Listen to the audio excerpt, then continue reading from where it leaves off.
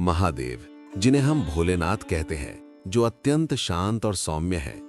लेकिन क्या आप जानते हैं, एक बार इन्हीं भोलेनाथ ने अपनी तीसरी आंख खोली थी और उस क्रोध की ज्वाला में प्रेम के देवता कामदेव जलकर भस्म हो गए थे। आखिर प्रेम के देवता को शिवजी ने मृत्युदंड क्यों दिया? और जब कामदेव की पत्नी रति ने महादेव के सामने विलाप किया तो क्या हुआ? आज सहज शिव पर सुनिए कामदेव के त्याग और रति के आंसुओं की वो अमर कथा, जिसने शिवजी को बैरागी से गृहस्थ बना दिया।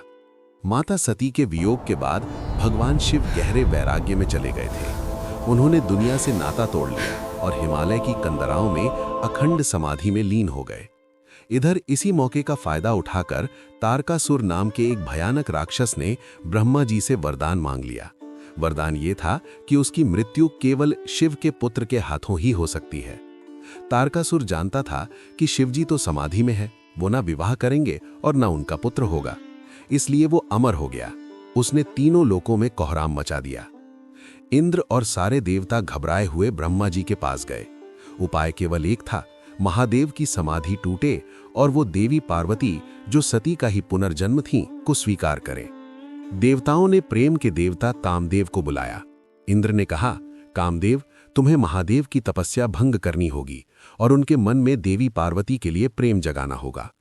कामदेव जानते थे कि यह साक्षात मृत्यु के मुंह में जाने जैसा है, लेकिन सृष्टि की रक्षा के लिए वे तैयार हो गए। अपनी पत्नी रति और मित्र वसंत के साथ वे कैलाश पहुंचे। वहां पहुंचते ही कामदेव ने अपना प्रभाव दिखाना शुरू किया। असमय ही वसंत ऋतु आ गई। ठंडी हवाएं चलने लगीं, सूखे पेड़ों पर फूल खिल गए और पक्षी चहचहाने लगे। उसी समय देवी पार्वती शिवजी की सेवा कर रही थीं। कामदेव ने एक आम के पेड़ के पीछे छिपकर अपने धनुष पर सम्मोहन बाण यानी पुष्प बाण चढ़ाया और सीधा महादेव के हृदय पर छोड़ दिया। जैसे ही वो पुष्प बाण शिवजी को लगा, उनकी समाधि में हलचल हुई। उन्हें अपने मन में विकार महसूस हुआ। महादेव ने क्रोध में अपनी आंखें खोलीं और चारों तरफ देखा।